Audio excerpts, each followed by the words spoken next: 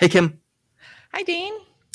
Kim, tell people about you, and then, like the other episodes, we're going to run through some hypothetical situations that you're going to find yourself in, and they're going to Yeah, find themselves in. great. Thanks. Yeah, I'm Kim Schmitz. I'm the founder of Tink Marketing and Design, along with the brand luminary League and Method. And I'm a fractional chief marketing officer and marketing strategist. And I am really passionate about working with very small businesses, really just making it easier for them to take marketing off their plate, making it less chaotic by creating, one-page marketing strategy framework and a plan that is easy and allows them to focus on the tactics and activities that actually work for them and show results to help them grow. And I also work with mid-sized businesses as well, but I'm very passionate about working with small businesses. Okay, then let's talk about small businesses for a second. Mhm. So, you've got a new client. It's the first engagement with this client, right? Mhm. The ink's barely dry. There's been some vetting during your pre-sales process, but now it's day one. It's Monday morning, 9 a.m., right? And Mhm. for whatever reason, you happen to be very closely located to them. So you're going to actually go to their building or their Mhm. office on day one, right? So you walk in the door at 9 a.m. on a Monday. What's the Mhm. nightmare scenario you'd walk into, and what's the dream scenario you're walking into? So I think the dream scenario would be this small business founder or owner just opening up the door and just saying, "Hey, here's everything. Here's everything I've done. I'm not an expert. That's why I'm bringing you in. I want you to take it over and manage it all and figure out what we need to do differently to make this easier and to get it off my plate." That's the dream scenario. Right. I think the nightmare scenario is and this happens a lot, that they're the owner, they're the founder, it's their baby, right? And so they don't want to hand things over. They want to maybe see every single thing that you're going to do. They don't maybe trust the process, and so I think that would be a nightmare scenario in that you wouldn't be able to get going if they're constantly kind of the stopgate. That would be really challenging. You just said the nightmare scenario happens a lot. That's I rough. Oh know. my. You might be the only person out of 350 something guests who've ever said the nightmare scenario happens a lot. So you have picked a tough market to be in. Okay, fair Yes. enough. Yep. Okay, and Lona, hi. Hi, Dean, and hi, Kim. Uh, Uh, Tell folks a little bit about you, and then yeah, I'm going to ask you that dream nightmare question again. great. Lona Dunlavey, 25 plus years experience, working both on the brand side and at the agency side, across many industries, focused both on startups as well as enterprise, always pretty much with a focus on B2B. I'm now a fractional CMO with my own company called Slight Constant. Deep experience on the tech and tech services side. Also part of a fractional collective called 5 Foot View Consulting, where I know Kim from. Mhm. So let me talk about the dream scenario. I'm going to Yeah, what start are you with walking into, and what's the that. nightmare you'd walk into Yeah. sometimes? Sometimes, So, hopefully not very often, Kim. well, the nightmare is walking into a lack of transparency. Oh, And that can be everything from really getting the right information around what tools they have in place, what they're actually able to do from a marketing perspective, what their budgets are, and what their pipeline really looks like. And the transparency can also just be around where are they really on the growth curve. So a lot of times it's really just making sure that you can get in under that past that lack of transparency. That's right. definitely the nightmare. The dream scenario is what I would just say is readiness to embrace that there's going to be change, readiness not just around the founder or CEO, but really the entire organization, because net for any success to happen when it comes to marketing is that needs to be across the organization. Marketing works with sales. We've worked with customer success. We work with product. So we've got to make sure that readiness is there. And I think embracing, Right. that there's going to be change. So you get to start at the starting line instead of starting by convincing a lot of people to move up to the starting line. Right. Yeah, fair enough. Okay, Lona, here's a variation of that question I just asked you. Okay, here's the variation. It's about 3 months in, and you're walking down the hall at the client site, and someone at the C level or someone in the board is walking the other direction, and they say, "Hey, Lona, I was just thinking about you last night. I understood the value prop and why we put aside budget to bring you in the first place, and but what I never really understood until now watching for a few months is what's the aha moment? What do they finally realize a few months in when you've had a few months with that company?" What I see most often is that there's a sense of clarity. There's, it's sort of this magical thing of marketing has been unveiled and been broken into smaller pieces for them to really understand how it fits into the organization, what it can do for them, what it can't do for them. So really making sure that, the aha moment becomes that clarity around, oh, now we really understand who it is we're selling to, what it is that we're doing, what our messaging is. There's clarity around, what tools to have in place and what they've actually gotten rid of, whether it's programs or tools or just really aligning everything within the marketing engine. So that clarity, I think, is the best aha moment, and it's the best aha moment that I can have with a customer. Right. All right, Kim. Slightly different question, but the same question. Because you're dealing mostly with founder-led and very small companies, right? So the CEO bolts upright in bed. It's like, that's why. That's what we're getting out of this. Now that Kim's here, what is that? Yeah, I mean it's the clarity. It's the aha moment of going and seeing, okay, we have this foundation. We don't have to do everything everywhere every day. We don't have to follow every single trend. We're seeing results on the things that we've prioritized because we have clarity and we know who our audience is and we know where they are sitting and where we need to be in front of them. It's not everywhere. And it's just that sort of weight lifted off of your shoulders, I think, as the founder, where you're just feeling like, I don't have to do all of it all of the time and everywhere, and just not feeling overwhelmed. Yeah. All right. Okay. So it turns out this is a very crowded day for you because months and months ago, you agreed to go to a conference on the same day that later this client wanted you to start. So you spent the morning with the client, but now you're going to go on downtown. You're going to get on stage at a conference because you're one of the keynote speakers for the day. You're on stage. You're talking to 250 people. Every one of them became a fractional CMO yesterday. So this is their first kind of full day, and you're the first expert on a stage that they've ever seen about fractional CMOing. Okay. So I'm going to give you the starter for 3 thoughts that you're going to pass on to this audience, and you finish that thought with whatever information should go into it. So mine are just prompts. Yours are the answers. So Kim, you're on stage. First thing you're going to say to these things is look, any fractional CMO just starting out is going to be surprised by what?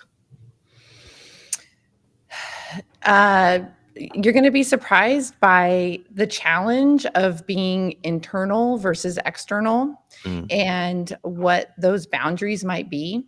I think that a lot of people don't really understand what fractional means. And so you're going to be really surprised around probably how much you have to explain to people in the organization what that means, how that's different from, say, an internal person who may be full-time and sitting there in the office with you. And that, I think that's going to be probably the thing that you're going to be shocked by the most. Okay. And then Lona, how about you? You're on stage, you're talking to a couple of hundred brand new, fresh out of the oven, fractional CMOs. They were all in corporate for their whole career as of yesterday, right? So they think in those terms, not as I'm a single shingle kind of thing now. And so what are they going to be most shocked by in the first few months or first year of being a fractional CMO? You got to plan for your exit. You're not there to stay. And so I think in the back of your mind, for whatever it is you do, whether it's a strategy, you're coming in and fixing demand gen, whatever engagement you have with that client, and it could be 3 months, it could be 18 months, at some point you have to exit. And for you to be successful and leave on a successful note, I think you need to think about that. That means preparing the people that have to take over, have documentation and playbook and processes, and bringing all of those elements to light for that customer. But in the back of your head, you got to think every day about the fact that you have to exit. And that's a big difference, I think, in just being able to look at how you engage with that customer from corporate versus, fractional, and to Kim's point, being internal versus external. So, plan for your exit. All right. Next question then. Okay. Next thought that you're going to finish for me. You're looking at these folks and boy, there's a lot of people who've never had to approach a company as a vendor instead of an internal marketing person. You're looking at them and say, look, I'll tell you right now, a lot of the time you're going to find that your client just doesn't understand what? Don't understand that change is essential to success. You have to have that mindset of change needs to happen. I deal a lot with SMB organizations that are at that high growth stage, and you cannot continue to do what you did yesterday and the day before when you need to get on that high growth curve. So you have to have a mindset of, that change is essential to success. And most don't quite understand that there's going to be a push for that. Okay, good. And Kim? You're talking to these people. What are they going to be surprised by? What most clients don't understand? I would say I think they think you're going to do everything for them. Right. And when it comes to marketing, and from the strategy to the actual tactics, and you're not. You're gonna. Because you're not an expert in everything, right? So you're going to go find the people who can do those things, and because you're more valuable in that strategic role and helping them just grow. And so there's just, I think, this misunderstanding that they think you personally are going to do everything. I was asked this question once. Somebody got clever and decided to turn the question around on me. It's only happened once. I'm not a fan, but they did ask me, and I had to think about it for a second. From my own business, I'm not a fractional CMO, right? But I work with mostly fractional CMOs. And I'd remembered a quote from a podcast I'd heard at that time, a few weeks earlier, and said the thing that most clients sort of don't understand, or what you will learn, is that most companies expect insiders to be generalists and outsiders to be specialists. They expect insiders, their employees, to be flexible in what they're working on and maybe take on more. And then they're expecting outsiders to be like rigid and precise. We fix this kind of problem. We are not going to come in and look at your dishwasher.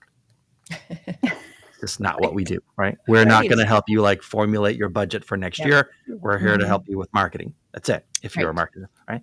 So, and if you let neither you nor your client can ever be allowed to blur that line. Otherwise, it just ends up being messy, and you won't get paid for everything you should have gotten paid for. Sure. Oh well. Agreed. Anyway, that was it for me. Okay, so Kim, they're trying to wave you. It turns out you're kind of chatty, and they're trying to wave you off stage, right? They're bringing up the music, so to speak, and some interns go on. And so you got to go, but you're determined, and you're going to make one more point. And you say, look, they're trying to get me off stage, but before I go, I'm going to tell you the most important thing, besides networking, the most important thing you need to know about getting your next client is what? Oh, you took networking off there. That's usually Obviously, my number one thing, but I have another one that I think is actually what a lot of people don't really think about, is being a part of a collective. Lona and I recently became a part of the 5 Foot View collective, fractional collective. And that's how she and I know each other. And even though she and I are both, marketed as fractional chief marketing officers, we're part of a collective that actually has other fractionals in all different parts of the organization. And I think if you're looking to try to get new clients and, expand your business, being a part of a collective, I think, is so worth it, because it allows you as one person to be able to offer just this wider range of available, different folks that can come into the business and help them, like a chief financial officer or a fractional COO. And so it allows you to kind of just expand your bench where you wouldn't necessarily be able to do that by yourself. And so I would say, as if you're starting off as a fractional, even if you've been doing fractional work for a couple of years, be a part of, join a collective that allows you to have access to different experts. And even in a situation like with Lona and me, we're both fractional chief marketing officers, but we kind of fit in different places within a company, meaning I focus on very, very small businesses. I could hand it over to her eventually. And when my very, very small business is grown and it's like, okay, Lona, here you go. These guys are high growth and they're ready for you. Right. So it's nice to have those things in your back pocket, and which you wouldn't necessarily be able to do if you were just on your own. And then Lona, how about you? Like, what do you think is the number one, other than networking, what is the number one lesson you want to give these brand new fractional CMOs about getting clients? Yeah, I mean, it's definitely, taking the action of being where your ICP is. So really understanding your own audience, and whether that's online or offline. So really thinking about what that is, whether you have local clients or it's national. You got to just think about where your ICP is, and then really being part of a collective that gives you that, additional outlet for, fractionals that are working for you in the sense of identifying those customers. So, but be where your ICP is. All right. Okay. Good answer. Okay. So they finally got you off stage, with the giant hook and pulled you up. And you knew ahead of time you're going to be here. So you're going to go out onto the floor, right? There's booths and there's people moving around. And you've got a couple of meetings, sort of, hey, meet me at 3:15 over by the coffee place kind of thing, for your new prospects, right? And whatever ad hoc you're doing. So as you're talking to your new prospects out on the floor here, right? Talking about potentially them becoming your next client or one of your new clients, right? When they talk to you about themselves and marketing, Lona, what do they tend to overrate and what do they underrate? I think what they overrate, and what I hear most times, is it's that just super narrow focus on execution and tasks. Yeah. They just say, we just need demand gen, right? And, I always talk about marketing as being, when you're building a house, you can think about what kind of, carpet you're going to have in there, or what kind of wallpaper you're going to be putting up. But until you've bought the land and that you've talked to an architect that has actually put together what your house plan looks like, it's not even worth having that conversation, right? And a lot of times they over focus on that execution and not focus on what that foundation may need to be. And that's what they underrate, is that foundation of being able to build things from starting with, what are your company goals? And then what are your marketing goals that are tied to those company goals? What's that strategy and go-to-market plan that's going to help execute that and reach those goals? And then you get down to the task level of what channels are we going to be focusing on, what marketing activities is going to support that. So you really got to narrow it in, and execution is that very last level that you push to say, now we're ready to go. But they need to think of it as building a house, and again, you got to have many different things. You're going to have the electrician there, you're going to have the plumber there, and it's not the same person that built your plans. So putting all of those things together before you start thinking about what color your walls are going to be. All right. And Kim, so you're out on the conference floor now, and you've got some booths you're visiting, you've got some meetings with new prospects, because you're always looking for new prospects, right? Mm-hmm. And so when you're talking to someone who's at the very beginning of your buyer journey, like at the top of your funnel, right? What do they tend to overestimate the value of, and what do they tend to underestimate the value of around marketing?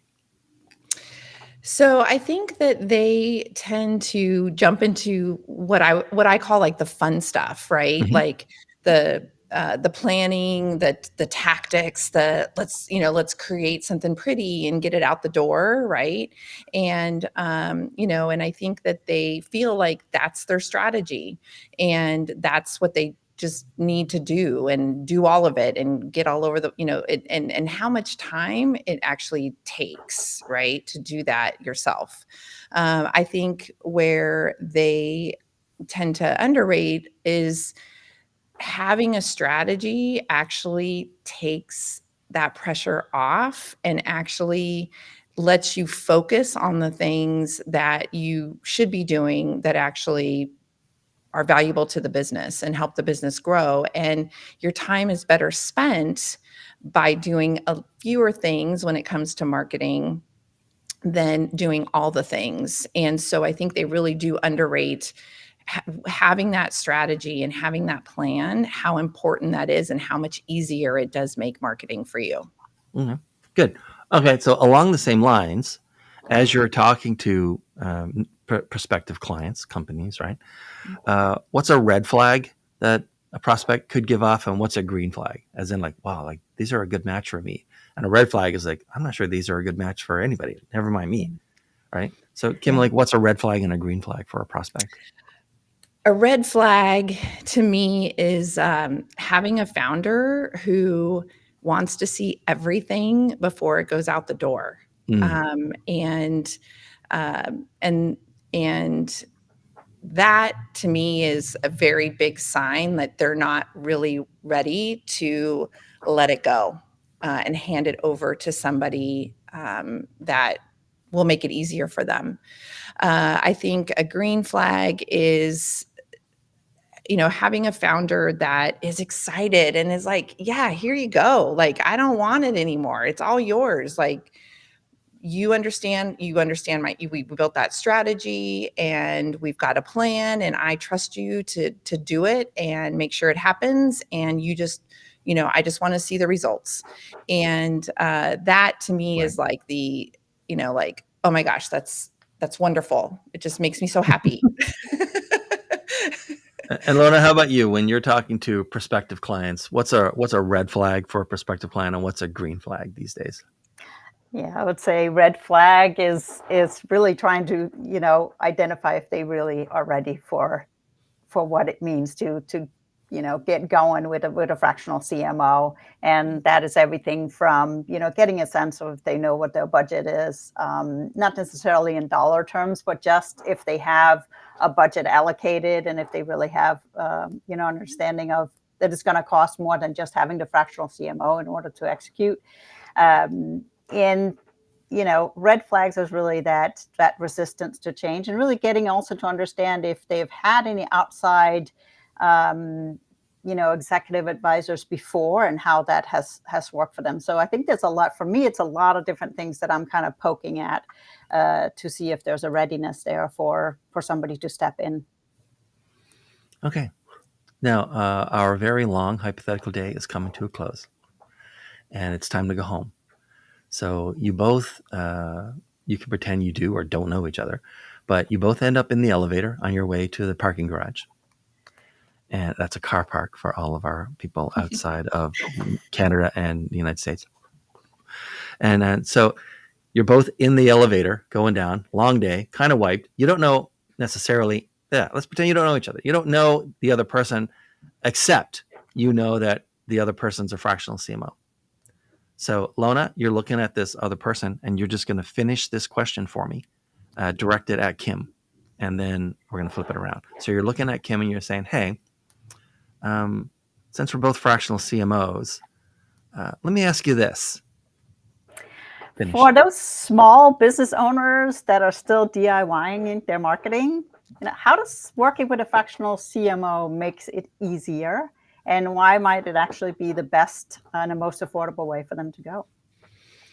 Yeah, I would say that small business owners, they're wearing so many different hats. I mean, they've started the business, they're doing all the parts, right? And marketing tends to be very overwhelming for them. Most of them are not marketing experts, right? So they're just doing a million different things. It's a scattershot approach, right? They're posting, they're writing content, they're doing maybe a webinar, they're just doing a million things. And I think that sort of when you work with a fractional marketing strategist or CMO, it actually can save you time and resources and money, because you're not just throwing money out the door or your time out the door on things that aren't really doing anything, and maybe you don't even know what's working, what's not working.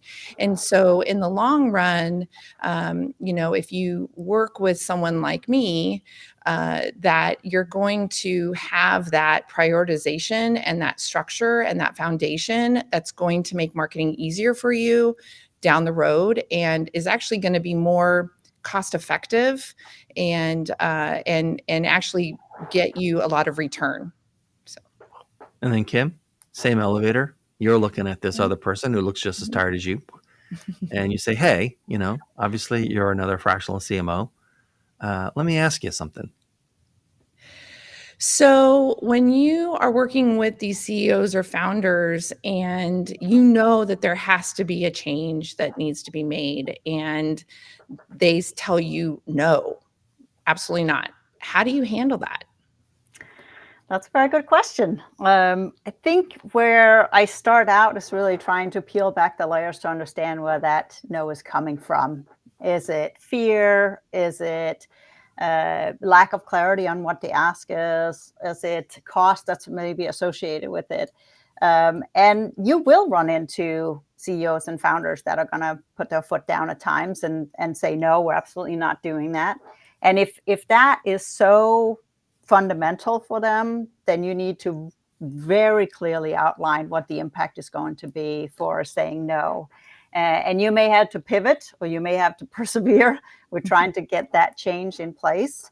But it's really peeling back the layers to understand where that no is coming from. And a lot of times you are able to actually figure out that it may just be that there's a lack of really understanding of either why we're doing it, what the cost is, what the timing is, and why it needs to happen now. And there are times where you as a fractional CMO needs to back down and say, okay, understand that is an absolute no-go for you. Let me clarify what the impacts are going to be, so that there is, a clear understanding of something that may not be successful based on that. But you will run into the no. Okay, so first, thank you both for being here. I'm going to ask you each a question now, and unlike all of the other questions, this one has two sort of frame up caveats. One is, be as specific as possible, very specific, hyper specific. And two, some people are going to be listening to this instead of watching it. You'll know what I mean in a second. So, Kim, who specifically should be reaching out to you these days, and what's the best way for them to do that? So I would say very small business founders or owners who are just very tired of trying to figure out marketing and don't want to do it anymore, and or need help in figuring out what they need to be doing that actually works for them and helps them grow their business. And you can reach me by emailing me at kim@tinkmarketing.com. Okay. And Lona, who should be reaching out to you these days, and how? Yeah, the focus that I have is on those small to medium-sized businesses. I would say 5 million to 50 million that are in that high growth stage, where they're past just selling to what I call friends and family, U.S. or international organizations. The other parts is VC or PE-backed portfolio companies, also a very good fit for that. And it can be anything from marketing strategy, go to market, to demand gen, data, AI for marketing. So a wide variety of services that I offer, and they can contact me through email at lona@slightconstant.com. All right. Well, thank both of you. Thank you very, very much for being here. This was fantastic. And thanks for everyone for watching, and we'll see you next time. Bye. Great. Bye-bye. Bye.